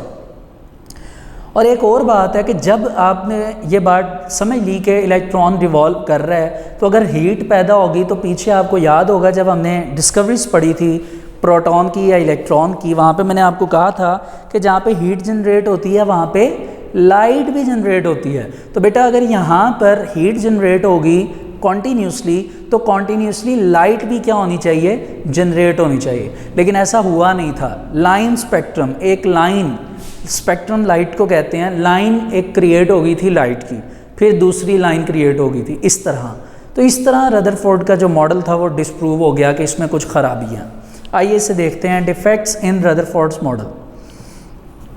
According to classical theory of radiation, electron beams the charged particles should release or emit energy continuously. Energy emit करते रहेंगे and they should ultimately fall into the nucleus. इधर कौन सी energy generate होगी, heat and light. Keep in your mind very well about that. If the electrons emit energy continuously, अगर वो continuously energy release करेंगे तो इन्हें फॉर्म करना चाहिए कॉन्टीन्यूस स्पेक्ट्रम, लेकिन इनफैक्ट क्या क्रिएट हो रहा था, लाइन स्पेक्ट्रम वाज ऑब्जर्व्ड। तो इस तरह पता चला कि रदरफोर्ड मॉडल में कुछ गलतियां हैं जिसके बारे में नीचे लिखे हुए हैं, कुछ क्वेश्चन आंसर्स हैं जो कि साइंटिस्ट ने किए कि भाई अगर रदरफोर्ड मॉडल को आप सही कहते हैं तो ये प्रॉब्लम्स आ रही हैं। तो इन क्वेश्चंस की बेस पर रदरफोर्ड मॉडल को कहा गया कि ये अभी बेहतरीन मॉडल नहीं है। तो फिर इसके बाद 1913 में एक साइंटिस्ट आए जिनका नाम था बोहर। बोहर्स ने अपना एक मॉडल पेश किया विच is called Bohr's atomic model, और ये मॉडल अभी तक का सबसे बेहतरीन मॉडल है जो कि एटम के स्ट्रक्चर को वेल एक्सप्लेन मेथड से बताता है। इन्होंने बस काम ये किया कि बोहर ने अपने मॉडल में एडिशन की एक थ्योरी की, जिस तरह रदरफोर्ड मॉडल में आपने पढ़ा कि क्लासिकल थ्योरी थी, इसी तरह इन्होंने एक थ्योरी की एडिशन की विच इज़ कॉल्ड क्वांटम थ्योरी, ठीक है। इन्होंने क्वांटम थ्योरी जो थी वो क्या की, ऐड की। और इसके अलावा क्वांटम थ्योरी के अलावा इन्होंने एक साइंटिस्ट थे मैक्स प्लैंक्स, उनकी भी मदद ली, उनसे कुछ इन्होंने मटेरियल जो था वो यूज़ किया इनके कुछ एक्सपेरिमेंट में। बोहर ने अपने एक्सपेरिमेंट में मैक्स प्लैंक्स जो थे, प्लैंक्स, उनका भी कुछ मटेरियल जो था वो यूज़ किया, उनका एक कांस्टेंट था वो यूज़ किया, और उसकी बेस पर एक फाउंडेशन क्रिएट की इस एक्सपेरिमेंट की और इसको परफॉर्म किया। अब जो प्रॉब्लम थी जो कि रदरफोर्ड मॉडल में थी, रदरफोर्ड मॉडल में वो ये थी कि इलेक्ट्रॉन कॉन्टीन्यूसली जो हैं वो रिवॉल्व करते हैं। प्रॉब्लम ये थी कि वो सिर्फ रिवॉल्व करने का बता रहे थे कि electron revolve around the nucleus, लेकिन उन्होंने दो बातें नहीं बताई। सबसे पहली कि given the idea of orbits, ये रदरफोर्ड ने नहीं किया था। ऑर्बिट्स का आइडिया सबसे पहले जो था वो बोहर ने दिया था, और उन्हीं ऑर्बिट्स को नेक्स्ट लेवल पे जाके हम इसी चैप्टर में पढ़ेंगे शेल के नाम से। इसको आप अभी माइंड में रखिए, नेक्स्ट लेक्चर जो होगा उसमें हम इसको डिस्कस करेंगे। अभी एक दो बातें इससे रेलिवेंट हमें पता होनी चाहिए जो कि हमारी बेस बन जाएंगी। कि बोहर्स मॉडल जो था उसको जो बेस बनाया गया, उसकी पहली वजह जो थी वो ये थी कि बोहर ने इस मॉडल को ऑर्बिट्स का नाम दिया कि भाई इस मॉडल में ऑर्बिट्स का होना ज़रूरी है। जो कि एटम के स्ट्रक्चर को बनाते हैं, और उन्हीं ऑर्बिट्स को शेल का नाम दिया गया। और ये शेल्स को अल्फ़ाबेट दिए गए, जैसे K shell, L shell, M shell, N shell and go so on. तो याद रखिएगा शेल स्टार्ट कहाँ से होते हैं? के से। अब एग्जांपल कर लीजिए, ये न्यूक्लियस के बाहर पहला शेल है, तो बोहर के मुताबिक k इज़ इक्वल टू 1, कि ये पहला शेल है k। फिर l इज़ इक्वल टू 2, दूसरा शेल है l, m is equal to 3, तीसरा शेल है m and go so on. तो इन्होंने पहले तो ऑर्बिट का कॉन्सेप्ट दिया। दूसरा इन्होंने एक वर्ड जो है वो इसके अंदर एडिशन की इस अपने मॉडल में, विच इज़ क्वांटाइज्ड। बेटा क्वांटाइज्ड का मतलब होता है फिक्स्ड एनर्जी। मतलब कि इनका ये कहना था कि जब इलेक्ट्रॉन रिवॉल्व करते हैं अराउंड द न्यूक्लियस, तो पहली बात है वो अपने स्पेसिफिक ऑर्बिट में रिवॉल्व करते हैं, और जब वो रिवॉल्व करते हैं तो रिवॉल्व करते वक्त उनकी एनर्जी क्वांटाइज्ड होती है, मतलब फिक्स्ड एनर्जी के साथ वो रिवॉल्व करते हैं। उनकी एनर्जी चेंज नहीं होती जब वो अपने पर्टिकुलर ऑर्बिट के अंदर रिवॉल्व करते हैं। और जब वो अपने ऑर्बिट को चेंज करते हैं, ऑर्बिट को चेंज करने का मतलब कि अगर फॉर एग्जांपल मैंने ऊपर वाले फ्लोर पर जाना है, तो ऊपर वाले फ्लोर पर जाने के लिए मैं नीचे वाले फ्लोर से ऊपर वाले फ्लोर पर जाऊंगा, तो जाने के लिए मैं स्टेयर्स का यूज़ करूंगा। तो स्टेयर्स का यूज़ करने के लिए मैं कुछ ना कुछ अपनी बॉडी से एनर्जी कंज्यूम करूंगा। बात समझ आ रही है? तो लोअर से अपर पोर्शन पर जाते वक्त भी मैं एनर्जी का कुछ ना कुछ यूज़ करूंगा, और ऊपर वाले पोर्शन से नीचे आते वक्त भी एनर्जी का कुछ ना कुछ यूज़ होगा। इधर ये होगा कि जब आप लोअर से हायर ऑर्बिट की तरफ मूव करेंगे तो एनर्जी एब्जॉर्ब होगी, यानी इलेक्ट्रॉन जब लोअर ऑर्बिट से हायर ऑर्बिट की तरफ जाएगा तो एनर्जी एब्जॉर्ब होगी, और जब हायर से लोअर की तरफ आएगा तो एनर्जी रिलीज़ होगी। तो असल में यहाँ पे एनर्जी चेंज होगी। तो एनर्जी का चेंज जो है वो बताने के लिए हम एक साइन यूज़ करते हैं, वो मैं इधर पुट कर देता हूँ, इधर ही लिख देता हूँ ताकि आपको समझ आ जाए। वो साइन क्या है? वो इस तरह है कि आपने फिज़िक्स में भी पढ़ा होगा कि हमेशा हम फाइनल में से इनिशियल को माइनस करते हैं। ऐसा ही है ना, फिज़िक्स में भी आपने ये चीज़ डिस्कस किया। तो E2 का मतलब है second energy minus into first energy is equal to delta E। Delta means change, change in energy is equal to final minus initial. जब फाइनल एनर्जी में से इनिशियल एनर्जी माइनस कर देते हैं तो आपके पास जो आंसर आता है वो आता है HV। असल में H जो है वो इधर है प्लैंक्स कांस्टेंट। प्लैंक्स कांस्टेंट क्या मतलब क्या है कि ये वही प्लैंक्स हैं जिन साइंटिस्ट की मैंने शुरू में बात की कि जिनके सिंबल को यूटिलाइज करके या जिनकी वैल्यू को यूटिलाइज करके ये स्ट्रक्चर की फाउंडेशन बनाई गई। और V का मतलब यहाँ पे है फ्रीक्वेंसी, ठीक है, जिसको आप एक हिसाब से स्पीड ऑफ इलेक्ट्रॉन कह लीजिए कि इलेक्ट्रॉन जिस स्पीड से मूव करेगा। ठीक है जी। तो आइए यहाँ तक पहले इसे रीड कर लेते हैं, क्योंकि अगला जो पॉइंट है वो समझने वाला है जिसको मुझे समझाना पड़ेगा। तो पहले इतना रीड कर लेते हैं। Bohr's atomic model theory. Keeping in view the defects in Rutherford's atomic model, Niels Bohr presented another model of atom in 1913। ठीक हो गया। Quantum theory of Max Planck's was used as foundation of this model. तो इसकी foundation के लिए max planks का जो model था, मैक्स प्लैंक्स की जो थ्योरी थी क्वांटम, उसको यूटिलाइज किया गया। According to Bohr's model, revolving electron in an atom does not absorb और एमिट एनर्जी कॉन्टीन्यूसली।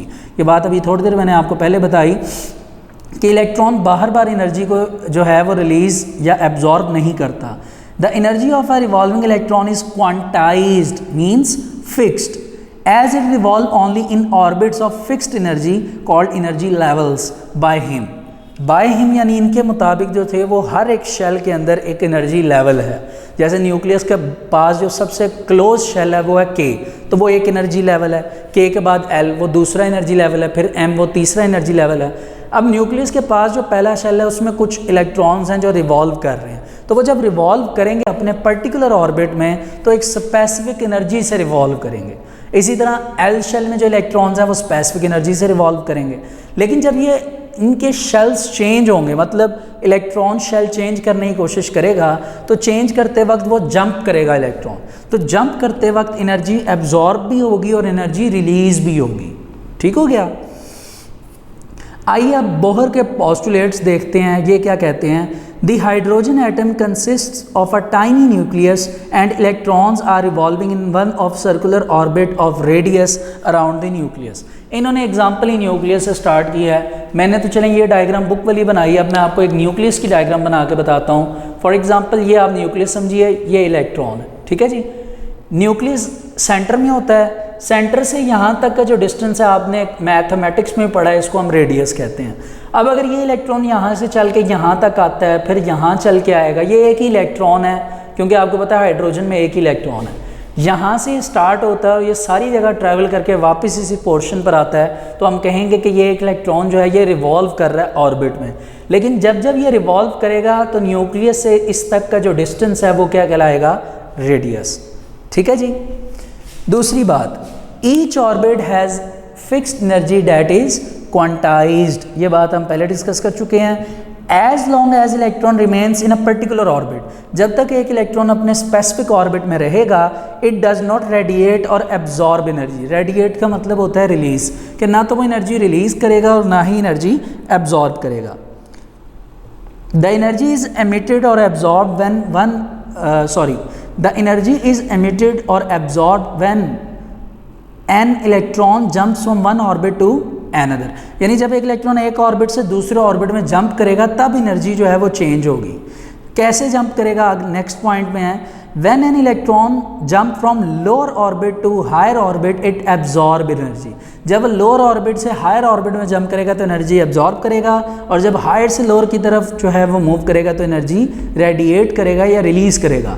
तो चेंज इन एनर्जी को रिप्रेजेंट किया गया डेल्टा ई से, और जो फॉलोइंग प्लैंक्स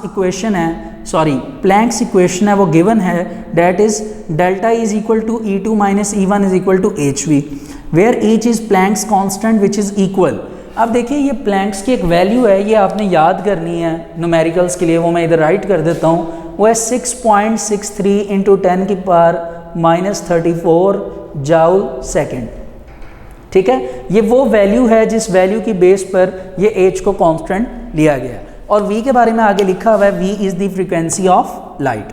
तो स्टूडेंट्स यहाँ तक ये आपके टोटल 4 पॉइंट्स कवर होते हैं। अब 5वें पॉइंट को समझने के लिए थोड़ा सा आपको ये समझना पड़ेगा कि जब एक इलेक्ट्रॉन, फॉर एग्जांपल ये इलेक्ट्रॉन यहाँ से चलेगा और ट्रैवल करेगा और पूरे ऑर्बिट में चलेगा, तो चलते वक्त एक बात तो ये है कि इस इलेक्ट्रॉन का m यानी मैस होगा, v मीन्स वेलोसिटी होगी, और r मीन्स इसका कुछ ना कुछ क्या होगा? रेडियस, जो कि अभी मैंने मेंशन किया। It is equal to n means the number of shell. For example यहाँ पे हाइड्रोजन का फर्स्ट शेल है, तो n में वैल्यू 1 आ जाएगी। इसके साथ आ जाएगा h इज़ प्लैंक्स कांस्टेंट, और इसके नीचे आ जाएगा 2 पाई। बेटा 2 पाई का मतलब क्या है? 2 पाई इज़ द कंप्लीट सर्कमफ्रेंस। जब ये इलेक्ट्रॉन यहाँ से चलेगा और पूरा ऑर्बिट का चक्कर लगा के वापस यहाँ तक आएगा, तो ये पहले ही मैथमेटिक्स में मुहैया है कि जो एक ऑर्बिट है उसका जो पूरा सर्कुलर पाथ होता है, उसका जो डिस्टेंस होता है वो होता है 2 पाई। तो इस तरह m is the mass of electron, v is the velocity or frequency of electron, and r is the radius of electron, n is the number of shell, ठीक है, h is Planck's constant, and the last 2 pi is the circumference, जो total जो वो है circumference. तो ये last point है आपका, electron can revolve only in orbits of a fixed angular momentum that is mvr, और नीचे इक्वेशन आपको गिवन है mvr is equal to nh/2 pi. तो स्टूडेंट्स इस तरह ये आपका बोहर मॉडल है जो कि 1913 में स्ट्रक्चर ऑफ एटम्स के लिए दिया गया, और नील बोहर ने सबसे जो सुटेबल कह लीजिए या सबसे बेहतरीन मॉडल जो था ये प्रोवाइड किया था। तो देखिए कहाँ से हम स्टार्ट हुए थे, एंशियंट ग्रीक फिलासफर से, कैसे हम वहाँ से डेमोक्रेटियस से, जॉन डाल्टन से चलते चलते आगे आए गोल्डस्टीन, उनके बाद हमने डिस्कशन की जे थॉमसन की, सर विलियम क्रोक्स, डिफरेंट साइंटिस्ट की बात करके हम डिफरेंट वे से डिफरेंट डेट्स में चलकर अपने लास्ट टॉपिक तक पहुँचे। तो हमें आज क्लैरिफाई हुआ कि भाई स्ट्रक्चर ऑफ एटम जो है वो 1913 में सबसे जो बेहतरीन स्ट्रक्चर है वो किसने प्रोवाइड किया? नील बोहर ने। ठीक है जी। अब नेक्स्ट पेज पे आ जाइए। नेक्स्ट पेज पे एक टॉपिक है summary of differences between theories. तो रदरफोर्ड ने क्या बातें की थी और बोहर ने क्या बातें की थी, उनका डिफरेंस है। बेटा ये सबसे इंपॉर्टेंट लॉन्ग क्वेश्चन है, इसे गौर से सुनिएगा। पीछे जो रदरफोर्ड के पोस्टुलेट्स थे और डिफेक्ट्स थे और बोहर के जो पोस्टुलेट्स थे, ये भी आपके लॉन्ग क्वेश्चंस हैं, ठीक है जी। तो आइए डिफरेंसेस देखते हैं कि रदरफोर्ड ने क्या बातें की थी और बोहर ने क्या बातें की थी। तो जी रदरफोर्ड की पहली बात थी, it was based upon classical theory, ये आपको भी पता है, जबकि बोहर्स मॉडल डिपेंड करता था क्वांटम थ्योरी। सेकंड पॉइंट है electron revolves around the nucleus. Rutherford ने सिर्फ इतनी बात की थी कि electron revolves around the nucleus, जबकि बोहर ने क्या कहा था, इन्होंने कहा था electron revolves around the nucleus in orbits of fixed energy, कि अपने ऑर्बिट्स में घूमेंगे और अपने ऑर्बिट में उनकी एनर्जी क्या होगी, फिक्स होगी। रदरफोर्ड का क्या नेक्स्ट पॉइंट है जी, नेक्स्ट पॉइंट है no idea about orbits was introduce, यानी जो रदरफोर्ड थे उन्होंने कोई आइडिया ऑर्बिट्स के बारे में, उसके बारे में कोई डिस्कशन नहीं की थी। जबकि बोहर ने क्या कहा था, ऑर्बिट्स हैड एंगुलर मोमेंटम, यानी वो एक एंगुलर फॉर्मेशन में जो है इलेक्ट्रॉन रिवॉल्व करेगा।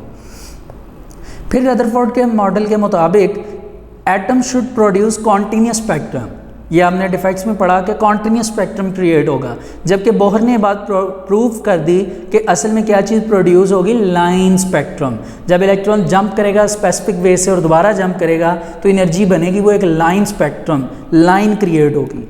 According to Rutherford atom should collapse मतलब तबाह हो जाएगा। याद हो तो मैंने पीछे डिफेक्ट्स में बताया था कि इलेक्ट्रॉन जैसे जैसे कॉन्टीन्यूसली रिवॉल्व करेगा हीट एनर्जी पैदा होगी, हीट एनर्जी की वजह से न्यूक्लियस और इलेक्ट्रॉन डिस्ट्रॉय हो जाएंगे, तो एटम का स्ट्रक्चर अनस्टेबल हो जाएगा। It means that atoms should collapse according to Rutherford model. जबकि बोहर ने यह कहा कि इलेक्ट्रॉन जब ऑर्बिट में रिवॉल्व करेगा तो फिक्स एनर्जी से, उससे कोई भी जो है एनर्जी क्रिएट नहीं हो सकती तब तक जब तक इलेक्ट्रॉन जंप नहीं करता। उस हिसाब से इन्होंने कहा कि एटम्स शुड एग्जिस्ट, कि एटम जो है वो वजूद में रहता है। तो स्टूडेंट्स आज का हमारा लेक्चर यहाँ तक कंप्लीट होता है। होपफुली ये आपको अच्छी तरह समझ आ गया होगा। इसमें कई short questions and long question and MCQs हैं, होपफुली वो भी आपको समझ आ गए होंगे। तो इंशाल्लाह इसकी एक PDF फॉर्म में फ़ाइल जो है शॉर्ट लॉन्ग क्वेश्चंस की, स्पेसिफिकली शॉर्ट क्वेश्चंस और MCQs की, क्योंकि लॉन्ग क्वेश्चन मैंने आपको साथ साथ बता दिए हैं, वो आपको प्रोवाइड कर दी जाएगी। उसके अलावा कोई भी प्रॉब्लम है जो कि अगर आपको अवेल होती है इन टॉपिक से रेलिवेंट, चाहे वो थ्योरेटिकल प्रॉब्लम है या कॉन्सेप्चुअल प्रॉब्लम है, तो मेरी आपसे रिक्वेस्ट है कि आपको इस वीडियो के लास्ट पे एक नंबर प्रोवाइड किया गया है, काइंडली उस पर हमारे साथ कॉन्टैक्ट करिए।